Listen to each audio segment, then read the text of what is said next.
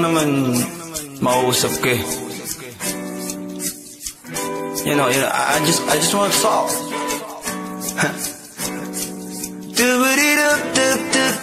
Swifty on the beat. Panty droppers. Halos 5 oras na akong nag-aantay sa'yo.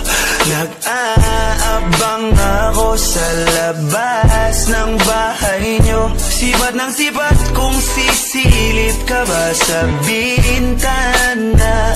Magpakita kay parang di yata. Ilang beses ka na, lagi na lang ganyan. Kung iwasan ako'y parang ayaw akong nandyan. Sa susunod na punta ko'y pagbuksan mo na sana. Kasi kahit anong mangyari ay di ako mawawala ng pag-asa.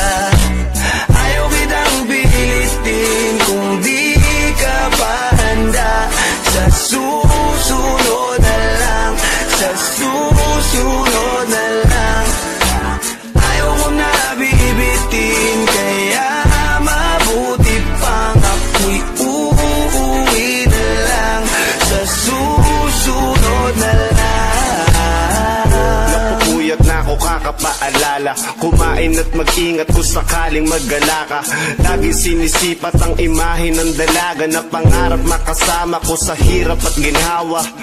Typical na dahilan ng tagahanga mong hindi naghahanap ng iba kahit na nababatong. Naghihintay sa iyong sagot sa aking mga tinatanong, habang ang pamantayan mo ay pilit kong tinatalon. Kasi alam ko na hindi ka pa handa, may gusto kang makita pa sa akin at madama.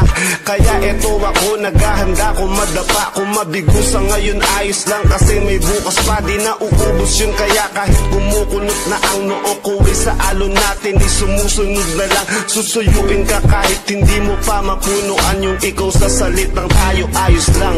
Sa susunod na lang. Ayaw kitang pilitin